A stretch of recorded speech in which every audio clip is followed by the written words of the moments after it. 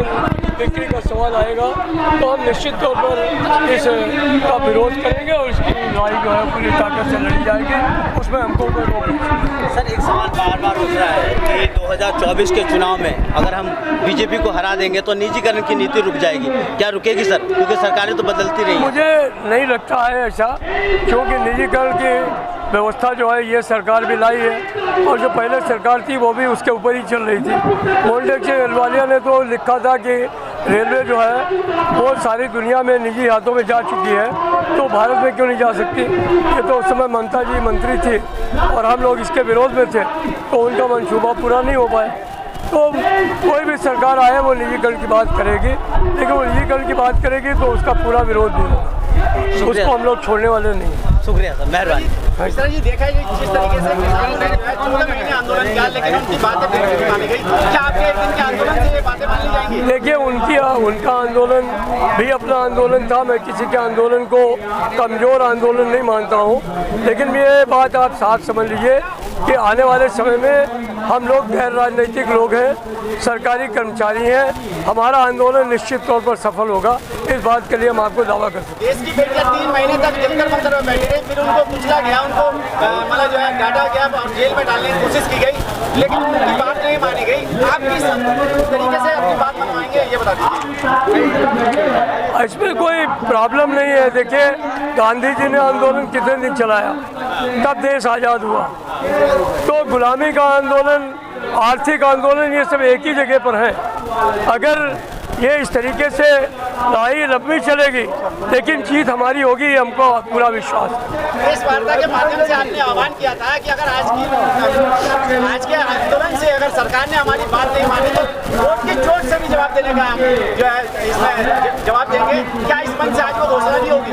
नहीं, मैंने तो एक ही बात कही है, हमारा अभी वोट से कोई मतलब नहीं है, लेकिन जब लोग नाराज़ होंगे और बैलेट के लिए जाएंगे तो हमारा परिवार भी है, हमारे साथी भी हैं, दोस्त भी हैं, करीब 26 करोड़ लोग जो है इस देश में, राज्य कर्मचारी, हमारे केंद्र सरकार के कर्मचारी और जो शिक्षक हैं, उनका वोट भी है, वो इन्फ्लुएंसर भी हैं। तो अगर वो देखेंगे कि हमारा बुढ़ापा सड़क पर भीख मांगने के लिए हमको मजबूर किया जा रहा है, तो निश्चित तौर पर आने वाले समय में जब वो वोट डालने जाएंगे तो जैसा हिमाचल में हुआ है, कर्नाटक में हुआ है, ऐसा आने वाले समय में राष्ट्रीय चुनावों में भी हो सकता है।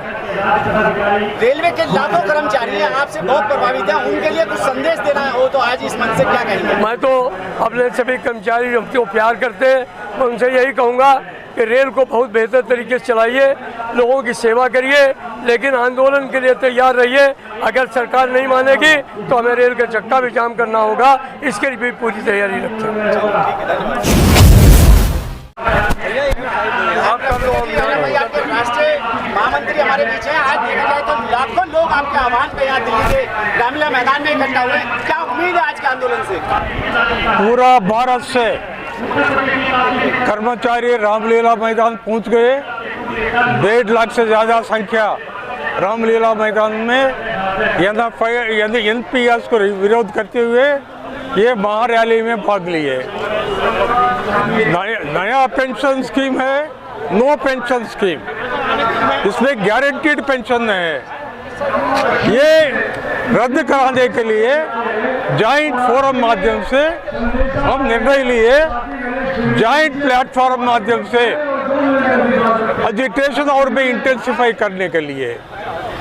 ये महारैली के बाद में जब सरकार NPS को रद्द नहीं करेगी, OPS को जनवरी 2004 से रिस्टोर नहीं करेगी, हड़ताल करने के लिए सारे फेडरेशन, यूनियन, एसोसिएशन और सेंट्रल ट्रेड यूनियंस का भी इन्वॉल्वमेंट करके हम तारीख फिक्स करेंगे।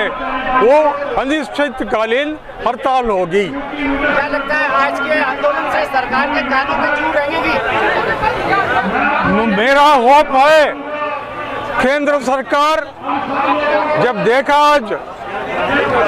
देखा कि गैदरिंग लाखों संख्या में कर्मचारी असंतुष्ट है, हम देश का हित में काम किया, इकोनॉमी इंप्रूव किया, अभी हमारा डिमांड में मेरिट है, ये पेंशन सामाजिक रक्षा कर्मचारी के लिए सुप्रीम कोर्ट में जस्टिस चंद्रचूड़ 17 दिसंबर 82 में जजमेंट में दिया। भारत संविधान धारा 309 में ये क्लियरली लिखा है, हमारा डिमांड है सरकार से, आप संविधान पालन करो, नया पेंशन स्कीम रद्द करो, वरना हम हड़ताल पे जाएंगे। क्या लगता है अगर आज के आंदोलन से सरकार आपकी बात नहीं मानती है, जिस तरीके से प्रेस कॉन्फ्रेंस में आपने कहा था कि वोट की चोट का जवाब दिया जाएगा सरकार को, क्या वो भी यहाँ पे आज मुद्दा रखा जाएगा? जब सरकार नहीं सुनेगी और ओपीएस का रिस्टोर नहीं करेगी, सामूहिक आंदोलन पूरा भारत में हम करेंगे, रेल बंद करेंगे और हर डिपार्टमेंट में भी पूरा बंद होगी। भारत बंद के लिए भी हम निर्णय लेंगे। राष्ट्रीय महामंत्री पीसी शर्मा जी हमारे बीच है और देखा जाए आपके आह्वान पे लाखों लोग आज जो है दिल्ली के जंतर मंतर में आए, क्या कहेंगे आप? ये फील कितनी खुशी आज देख के कर्मचारियों को? देखिए, ये आज जो आयोजन हुआ है ये युवाओं के लिए हुआ है, ताकि युवाओं का भविष्य जो है वो उज्जवल हो सके। जिस तरह पुराने लोग रिटायर साथी हैं, जिसमें रेलवे के अंदर 18 लाख कर्मचारी हैं जो रिटायर हो चुके हैं, वो पुरानी पेंशन ले रहे हैं। अभी तक केंद्र कर्मचारी और रेलवे कर्मचारी को मिला के 45% नए साथी जो जनवरी 2004 के बाद आए हैं, उनको कोई गारंटेड पेंशन नहीं है। इसलिए ये गारंटेड पेंशन होना कोई भीख नहीं है, कोई खैरात नहीं है। ये सुप्रीम कोर्ट का नकारा केस में जजमेंट है, जो कॉन्स्टिट्यूशन की धारा 309 के मुताबिक जो है कि मिनी पेंशन जो है ज़रूरी है लास्ट लाइफ को सम्मानजनक जीने के लिए। इसलिए ये 1950 में पेंशन का प्रावधान किया गया था। उसी के आधार पर आज महारैली इस भारत सरकार को पार्लियामेंट सेशन के अंदर जगाने के लिए कि आप अपनी पुरानी पेंशन के मुताबिक सारे एमपी जो जनवरी 2004 के बाद आए हैं, एमएलए 2004 के बाद आए हैं, 8-8, 10-10 पेंशनें ले रहे हैं। जो नए साथी आए हैं उनको मिनिमम पेंशन लास्ट पे ड्रान का मिलना चाहिए, 100% प्रोविडेंट फंड मिलना चाहिए, फैमिली पेंशन मिलनी चाहिए, डिवोर्स डॉटरी को पेंशन मिलनी चाहिए। इसलिए आप इसको बहाल करो, नई पेंशन को रद्द करो। शर्मा जी, क्या लगता है 14 महीने किसानों ने आंदोलन किया, 700 से ज़्यादा किसान शहीद हुए। देश की बेटियां जो देश के लिए स्वर्ण पदक जीत के लाई, उन्होंने 3 महीने जो आंदोलन किया, लेकिन उनकी बातें फिर भी नहीं मानी गई। क्या आज के इस आंदोलन से सरकार आपकी बात मान लेगी? देखिए, किसान आंदोलन उन्होंने बहुत बड़ा 750 लोगों की शहादत दी। रेलवे कर्मचारियों ने कोविड के अंदर 3500 कर्मचारियों की शहादत दी। अगर किसान रोल इतनी बड़ा का कर्मचारी 3.5 मिलियन कर्मचारी जब अपनी आई पे आ जाएंगे, ये देश जो है जाम हो जाएगा। ये ना सरकार रहेगी, ना एमपी रहेंगे, ना एमएलए रहेंगे। हमारी बात को सुनना पड़ेगा, क्योंकि सही जो है सेवा करने वाले कर्मचारी ही हैं। कुछ साथी इनके जो बीजेपी को बिलोंग करते हैं, वो इस बात की बात करते हैं कि ये रेवड़ी है, ये बर्डन है। बंगाल ने नई पेंशन, नो पेंशन स्कीम लागू ही नहीं की, उस पर ऊपर कोई बर्डन नहीं है। कांग्रेस सरकार 2004 से पहले ये पेंशन देती रही है, उन्होंने कहा कोई बर्डन नहीं है। ये सरकार अपने लिए सारे कानून बना सकती है, लेकिन कर्मचारियों के ऊपर ये बहुत बेइंसाफ़ी है और हमारी जो डिमांड है उसको नहीं मानेंगे तो 2024 में वोट की चोट हम देंगे। क्या लगता है कि जिस तरीके से कल जो है अमित शाह ने हटमर्दी दिखाते हुए कांग्रेस को नकारा बताया पिछले 60 सालों में, और इसी बात को मानने को तैयार किए, तो कैसे आपकी बात मानेंगे? देखिए, अमित शाह जैसे कांग्रेस में भी थे जो इस बात को नहीं मानते थे, लेकिन जो मजदूर की ताकत है, मजदूर की आवाज़ है, उसके आगे सबको झुकना पड़ता है। ये भी झुकेंगे। क्या चक्का जाम होगा? बिल्कुल जाम होगा। भारत से घोषणा होगी इस बात की? हो गई घोषणा। भारत बंद होगा तो चक्का भी जाम होगा। देखा जाए आज आप भारत के कोने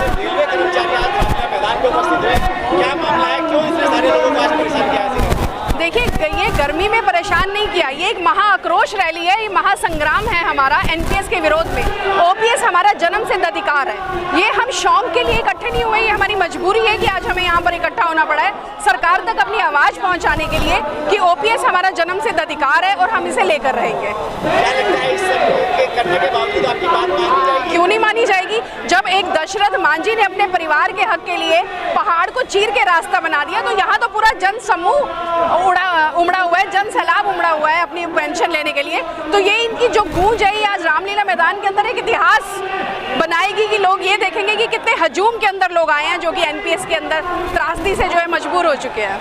सूर्य जी, देखा जाए तमाम मांग है, धरना प्रदर्शन किए गए केंद्र सरकार को बताने के लिए कि कर्मचारियों के हित की बात की जाए, लेकिन सरकार है उसका कान पे क्यों नहीं रखती? कैसे आप यकीन करेंगे सरकार के ऊपर? देखिए, हम प्रयास करने से पीछे हटेंगे नहीं। अगर सरकार हमारी आवाज़ नहीं सुनेगी, आज जो वो देख रहे हैं 1 लाख से ज़्यादा यहाँ कर्मचारी मौजूद है और पता नहीं भारत के किस किस कोने से किस तरीके से संभव प्रयास करके वो यहाँ पर पहुँचे हैं अपनी किस्मत का खेल देखने के लिए, कि वो अपनी तरफ से अपने प्रयास को नहीं छोड़ना चाहते। वो लगातार चोट पे चोट करते जा रहे हैं कि हमें ओपीएस मिलना चाहिए और ओपीएस हम लेके रहेंगे। जिस तरीके से किसानों ने आंदोलन किया, 14 महीने किसान जो है धरने पे बैठे रहे, 700 से ज़्यादा लोग शहीद हो गए, देश की पहलवान बेटियां जंतर मंतर पर कई महीने बैठे रही, लेकिन उनकी भी बात नहीं सुनी गई कि आपके एक दिन के आंदोलन से आपकी बात सुनी जाएगी। देखिए, हमारे नेता जो इतने सीनियर लीडर्स हमारे आज मंच पर मौजूद हैं, ये लड़ाई कोई आज से नहीं लड़ी जा रही है, पता नहीं कब से लड़ी जा रही है। और जैसे कि आप जानते हैं कि किसानों का बिल उस संघर्ष के बाद उन्हें वापस लेना पड़ा, उस तरीके से सरकार को एनपीएस वापस लेना ही पड़ेगा। नहीं तो सरकार ये लिख के दे दे कि कर्मचारियों से हम चाहते हैं कि वो भीख मांगे सड़क पर बैठ के, तो हम भीख मांग लेंगे। ओपीएस हमारी मजबूरी है, हमारा शौक नहीं है। हमारे परिवार का पालन पोषण कैसे होगा जब 30 साल की हम अपनी जिंदगी दे देते हैं देश की सेवा करने के लिए? तो हमारा ओपीएस हमारा अधिकार बनता है, सरकार को ये देना पड़ेगा। अगर आज आपकी मांगे नहीं मानी जाती है तो आपके नेता क्या स्टेप लेंगे? हमारे नेता आज इस मंच के माध्यम से आपको बताएंगे कि अगर सरकार ने हमारी मांगे नहीं मानी तो अगला स्टेप हमारा क्या होगा।